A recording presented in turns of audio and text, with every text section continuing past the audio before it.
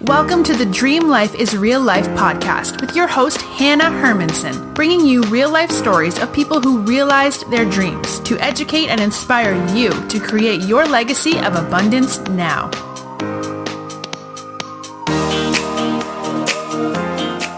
Friends, today we have two amazing guests. I'm so excited to introduce you guys to Hector and Shylean. They are two married entrepreneurs living their dream life. After meeting in 2014, they went on to get married, have a baby, all while starting 4 online businesses that are allowing them to raise their son from home. Shylean has extensive background in fashion and beauty and design, while Hector's expertise lies in marketing and entrepreneurship. Welcome to the show, my friends. Thank you. We're excited to be here. Yes, and it's so fun. I always love chatting with people who I have actually met in real life. And, we are all building these online businesses. We're talking virtually now, but it's always good to hear your voices after having been connected in real life. It's really cool because not a lot of people get the opportunity to do that. We have so many friends, quote unquote friends on Facebook or followers, but the human connection is so important these days. So it's cool to meet people who aren't who are actually as cool as they look online. Yeah. Real friends. Yeah. Hector, I know we connected because I really recognize your Facebook presence and your online presence was about getting real and starting conversations with people. And so I want to know a little bit more about how the two of you connected, hear a little bit more about your story, maybe starting in 2014, or just tell us a little bit how the two of you got into what you're calling dream life, if that's not too vague of a question to start you off. Yeah, totally. Well, we met back in 2014, and then we both just weren't in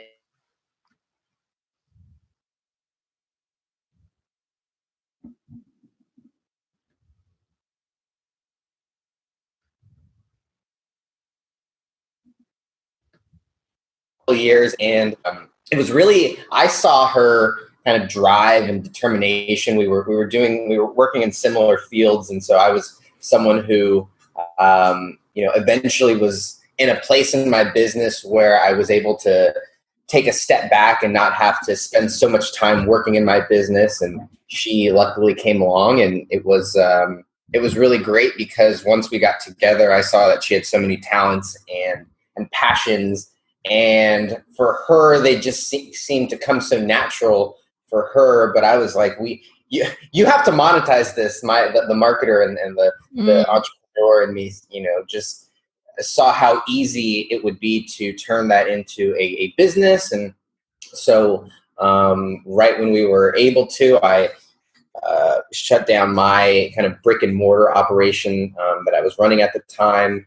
And we both kind of started our online businesses really at the same time. And it was a whirlwind of a journey. But along that time, we were able to pay for a beautiful wedding. And we were able to live down in Southern California, where just the other day, someone told us that we were crazy for the rent that we were paying every month. But it allows us to, have a really comfortable lifestyle. And we both are able to make money from home and raise we're both full-time parents, which is kind of cool. And so it really turned into this dream life that kind of emerged from us just really having our own unique talents and being okay with each other being very, very different from each other. And I think that kind of led into, sprouted into all this other stuff that happened. Mm-hmm. Yeah, I think that's such an interesting perspective to have. Hector as this marketing, brick and mortar business guy, and Shylean having this like design and fashion background. But I know both of you have been able to contribute to each other's businesses. So are you working independently on 2 separate projects right now? Yeah, we do. We have a ton of different oars in the fire, and I've got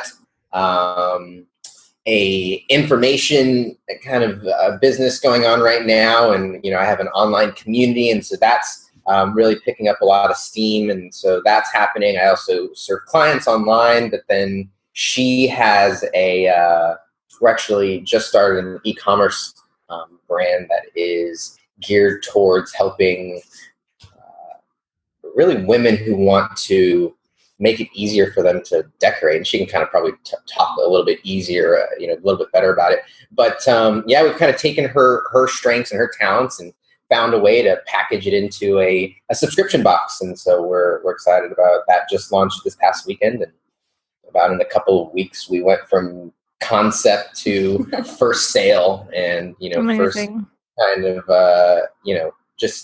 So that was really cool, and that's happened in the last several weeks.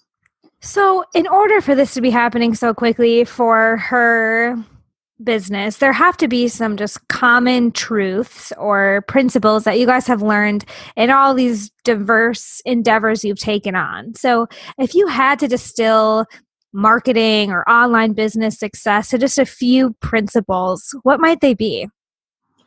I think that she does a good job. She's looking at me right now, shaking her head, saying, "You need to answer. You need to answer." But really, the true talent lies in her and what she can do. In her first business, she was creating tops and outfits out of her crocheting, and people were just asking her, "Hey, can you make me this?" and "Hey, can you make me this?" and she was getting special orders, and it was just, to me, it seemed so obvious that there was a need there, and that anytime that there's a need, I got a marketing degree, and I've just, since I was 17, I've run my own business, and so I've kind of found that when people are asking for something, they'll be willing to pay for it, and if someone is actively asking for it, then oftentimes you don't have to veer very far out from that to turn it into a business or turn it into a product, and so. We just kind of packaged it and branded it, and she did a great job marketing it and creating an Instagram following that really took off. And so I think there was a need there that was great. There was a brand, and she really understands design, and she understands how to make an image look good. And we always laugh because I'm the one that I'll take 15 or 20 pictures on a hike and won't get one of them right. But she just really has that eye for design and how things should look. And so we added that to it. And then, I think with online business and information marketing and coaching, like kind of the spaces that you and I are in, there's a way to do it, frankly. And what I'm learning with her is that it's actually a little bit different selling physical products and, creating a consumer brand. But I think that those are a lot of the fundamentals, or a lot of the things that we have been thinking about over the last couple of weeks as we've gone through from this concept to launch. Yeah, I have to admit, I kind of shy away when I hear e-commerce or B2B because it does feel like such a different way of marketing or branding when you're not just, like Hector and I are selling our personal brand and a service and information. But I love what you're saying. Like, it comes down to filling a need, and you figure out the way to do that. And when you hear people asking for something, how do you position yourself, whether it's on Instagram, a Facebook community, in real life, or as like an e-commerce store, to help people. And I love that it comes down to that basic filling a need idea. Yeah, it's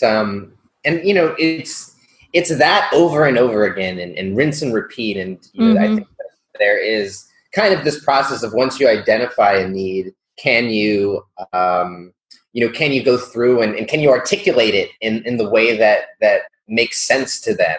I think that we had a ton of conversations I was like, I don't know this consumer, so help me get into the head of them, and what are they thinking, and what are their interests, and what are their concerns, and how can we create something that really feels that it's speaking to them. And if you can make someone feel like that page or that product or that whatever was really meant for them, you're going to have a much easier time getting them to do whatever you want, whether it's opt in or subscribe or buy or schedule a call or become a client, at whatever degree we're trying to get that customer to the next level of that sales journey.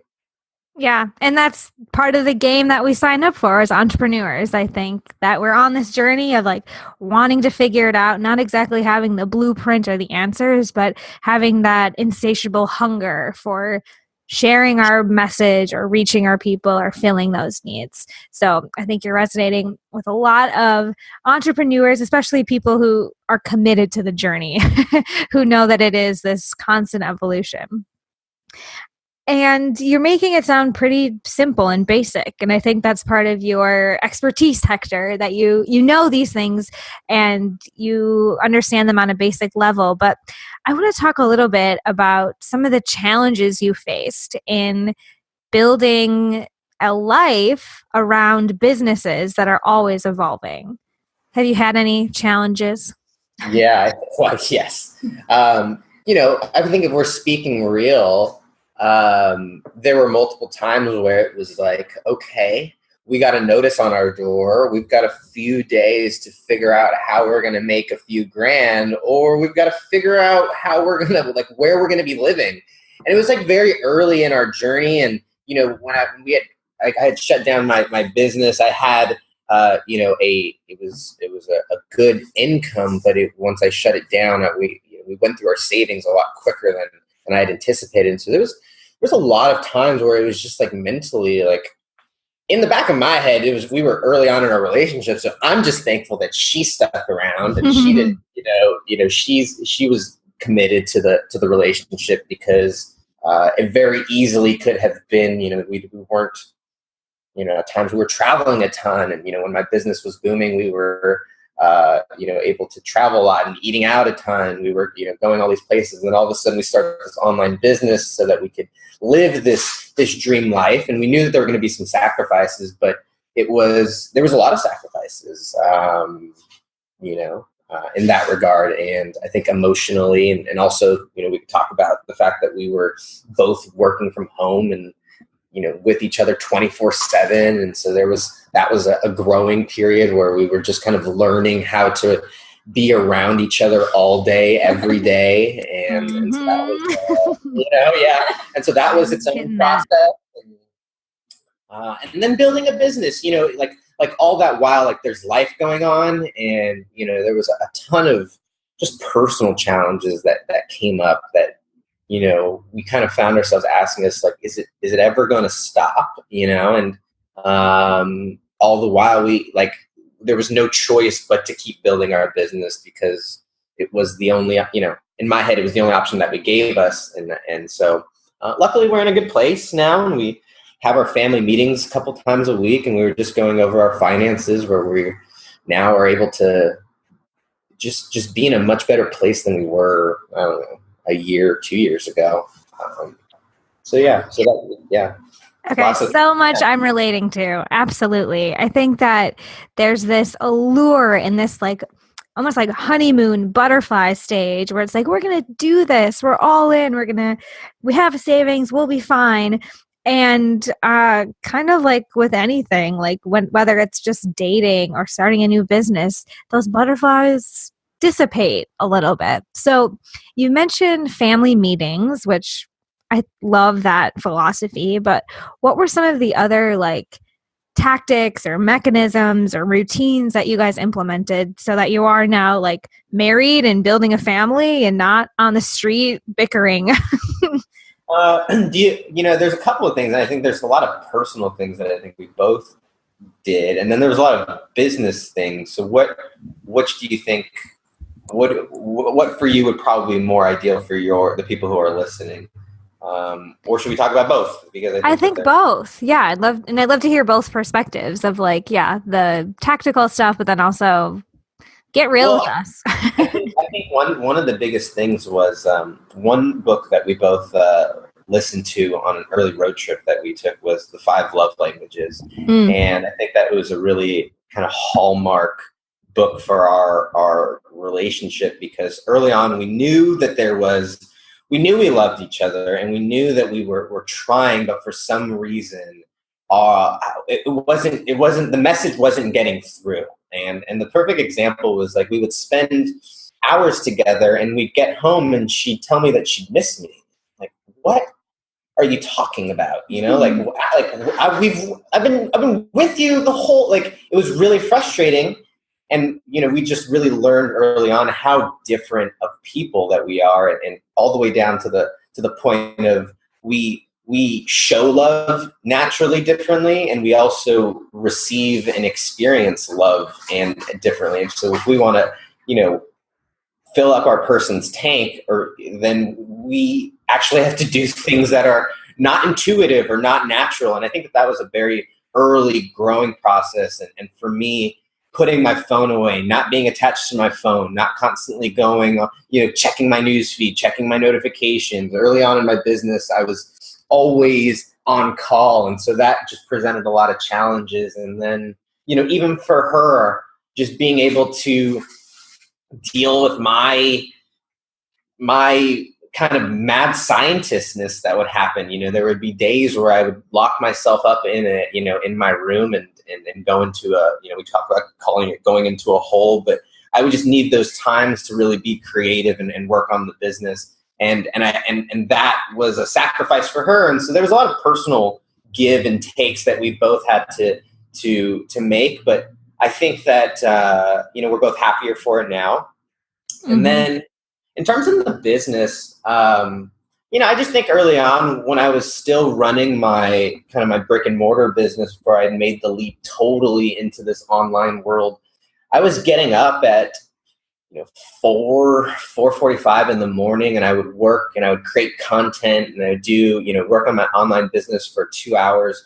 And then I would go out, I would drive sometimes an hour to my office, sit in traffic and then work in that business for 8-9 hours, come home and then still try and, have enough for, to be a good, at the time fiance and eventual husband. So there was a lot of just waking up and grinding it out, and a lot of pivoting that happened as well. And it was definitely a growing process for sure. So those two were really the kind of the big things that stand out to me as what really made a big difference for us personally and kind of in our entrepreneurial career. Yeah, it sounds like a lot of self-awareness about the roles you were playing. Like those love languages, I know apply not only to like intimate relationships, but also working relationships and relationships with yourself. And I know we have a lot of moms who listen to this. So Shylean, I would love to know is, oh no, she's not feeling well. Okay. I'm just going to spoiler alert, Hector, if that's okay. Yeah. But Shylean stepped away from the interview, which is definitely okay. So I will re-navigate this conversation. We're keeping it real here today. Back in a few minutes, but she is dealing with some mommy. Yeah. Yeah, definitely. And that's what I was going to ask about. I was going to ask about, mom things, and she's living it right now. So we'll let her do it. She's back, so she can answer and dive into that, I'm sure. Yeah. Yeah. So let's go there though about the parenting piece, because you mentioned, the partnership stuff, but you guys are you're working from home, but you're parenting full time. And what have been some of the unexpected occurrences that have happened? I hear JLD, John Lee Dumas on EO Fire. He's interviewed a lot of people who talk about having a child being like the biggest motivator, and they see their income just skyrocket. And as someone who doesn't have a kid, I think it's counterintuitive to me to think that bringing in another life and the stress and the lack of sleep would accelerate your income. So what has your experience been? Well, I guess if that's the question, I'll take that. And she can maybe talk a little bit more. I think that what's interesting is as soon as we found out that we were pregnant, I started nesting in my own way. And so, I also think for those people, the vast majority is that it's kind of a purpose. They find purpose in their work, and they all of a sudden find a renewed sense of why they're working. And I think that's really what happened for me early on. And it was a big sacrifice in, like, normally I would have my routine and I would have my time to work on my business, and it would be like, the time where I would be planning or communicating with my team or, creating content or whatever. But now all of a sudden I'm, making bottles and changing diapers and we're, counting, and we're, working on standing and so I'm grateful so much for the opportunity to do it, but it definitely was a sacrifice just in that regard. And, I think being a full-time parent, obviously, like, I went through some very large focus issues, as well as, like, there was just a ton of work that I had to do on being able to stay on track and stay focused. So I think that, I don't know what the question was really, but that's really what's happened. And so I'm sure I can speak about, some of the mom specific things as well. Yeah, I would love to hear from you, Shylean, and just like what have been the, I don't want to say consequences because that makes it sound like it's negative, but perhaps what have been the changes from being your own boss to being a mom boss? Well, now, I mean, my little guy is my quote unquote manager, so I pretty much listen to everything or do whatever he tells me to do. But I think oh man, where do I start? Okay. Can you repeat that one more time? I just want to make sure that I answer your question. Yeah, just like what have the shifts from being your own boss, an entrepreneur, to being a mom and an entrepreneur? What have those changes been like for you? The differences? Right. So definitely being a mom comes first, and making sure that he has everything that he needs. And then I get to work on our business whenever he takes a nap. So definitely it's challenges, because once I get into the groove of things, he wakes up and then he's hungry. So then I feed him. But we're now getting into the place where I can entertain him and start to work on things that need to get done. So that's a huge thing now. Mm-hmm.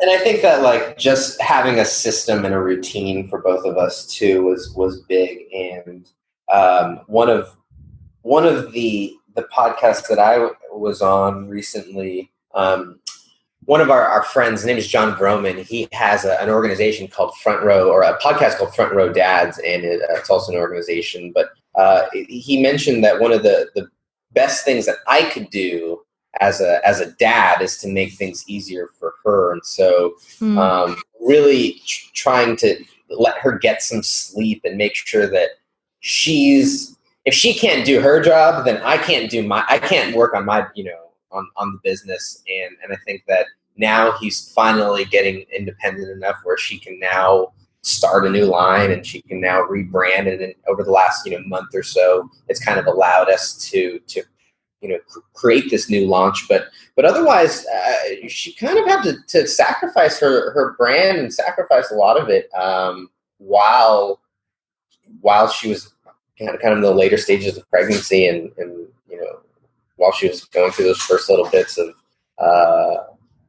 after his birth, because it was a big challenge. And so I think that having a routine where we were, I was getting up early and helping, taking care of the baby in the morning, and she would kind of stay up with him overnight, was just something that we couldn't have done if both of us had to work, or if one of us had to, we had to drop them off at daycare. I mean, just the fact that we were in control of our schedules allowed us to really shift it around him. And just now are we getting our time back and our schedule back, but we definitely gave it up to him for the first several months. Yeah. Yes, you guys are such an inspiration to be on top of all the things you're on top of. And it sounds like you're finding that routine and you're creating space for more of the perhaps innovation or growth and that next step. So, what are you guys excited about? What's on the horizon in the next, let's say, 2019? What are you guys cooking up for 2019? So we just launched a monthly subscription box for home decor, and it's called Chic Box. So that I'm really excited about. That and our family will possibly be growing. So we'll I wish see, I could see your faces right now as she says that. Who's looking at who? Yeah, exactly. We're having a conversation with my mom recently, and similar faces were exchanged. So we'll see what happens in the future, and it's just it's cool because you fight for so.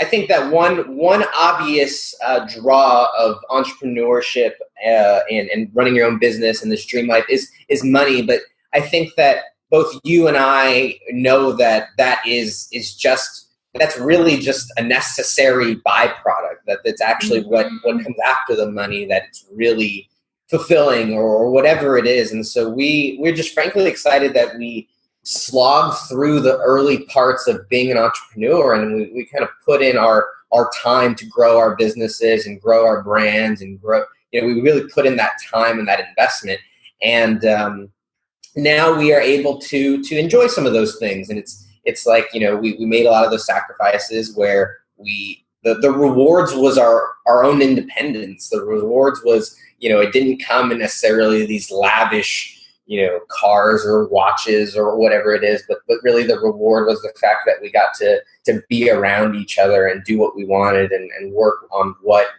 we wanted to when we wanted to. And eventually when we started a family, we were able to be full-time parents, and so I think that was like a big thing, and now we're able to take advantage of that in 2019, and our businesses are growing. And we've got a few oars in the fire, and Chicbox is just launched. And it's nice when you put up a website and we say that we're gonna start something, and we have a little soft launch, and then we have sales that come in, and we kind of didn't even know, and we don't even know who the people are that are buying. And so it's just like really cool when you put time in, and then you start to see some of the the fruits of that labor. Yes, folks, it is about the fruits. And I know it's so tempting. Like, I get frustrated on Facebook sometimes too. And the conversations I have, that's like, okay, how do I earn 20K this month? How do I become a six figure? How do I monetize, make money? And it's like becomes so money driven when really that's not even why most of us are doing it. It's easy to talk about those outcomes, but like you said, it's these side effects of like being a full-time parent, having fulfillment in the work you do, waking up curious and hungry every day. And so I love that you're drawing attention to that, because I honestly don't know if we talk about it enough. So good stuff. I have just 3 last questions, and I'd love to hear from both of you, hear your answers to this little pop quiz round. Are you up for it? We're ready. All right. The first question is, what would you encourage a listener do today, like an action they can take to get closer to their dream life or their dream business? I think that for me, it's just self-awareness is the first step. There's so many routes, and we've kind of joked about this, but our parents' generation had only a few options to choose from, and they were given vanilla, chocolate, strawberry. And now we walk into a Copstone's and we stand in front of the, the counter for a half hour trying to figure out what we want.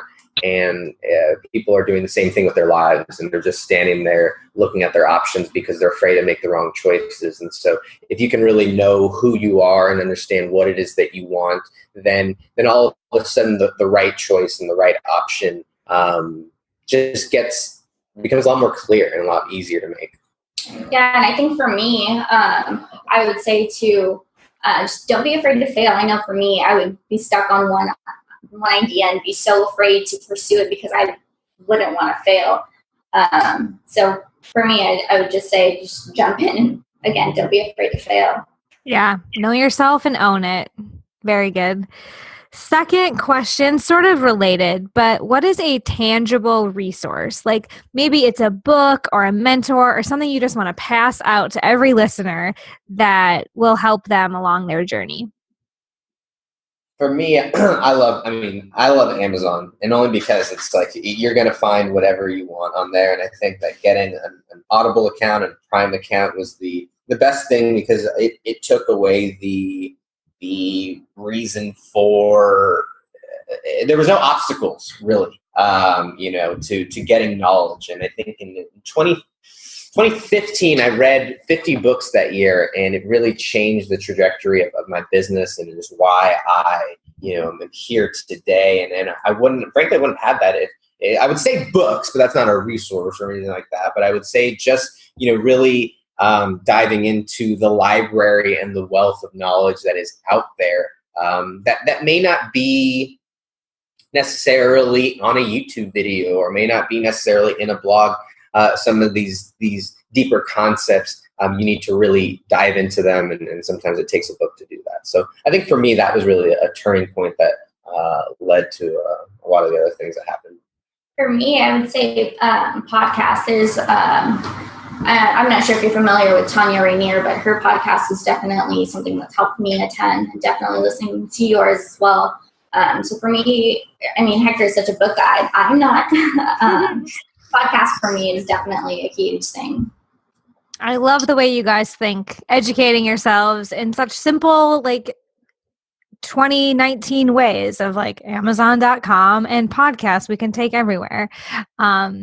So I don't usually hear those responses. You might be surprised. So like I said, I like the way you guys are thinking. And the last question, this might be a team effort, but where can listeners stay connected with you and learn more about what you're up to? You guys can follow us on Instagram at Chicbox, and CHIC, capital BOKS. BOKS. No, no underscores or anything? Nope, that's it. CHICBOKS. And right now, I believe there are, as of this recording, there are still some boxes available, and you can buy one box, and you'll get assorted, handcrafted. What's great about it is everything's handmade, and it's sourced from really all over the world. And some of the coolest, she could probably explain it better, but some of the coolest just things that you can add to your home that will make it easy to decorate. And so there's a ton of options on there to get as well. I am definitely checking it out. Before the interview, I was just telling you guys, I just landed from one trip fighting jet lag, and I'm packing my backpack for another trip. And I have to admit, I'm starting to get that man, it would be nice to have a home feeling. So I am adding this to my vision board. As soon as I have a front door of my own, I will definitely be filling it with some chic box. So thank you for sharing that with us. And also, thank you for sharing your time. I always appreciate your perspectives and the work you guys are doing. So down to earth and so inspiring. So any last words of wisdom for listeners today? Go get chic. That's right, folks. We'll be back next week with another inspiring guest to help make your dream life your real life. Until then.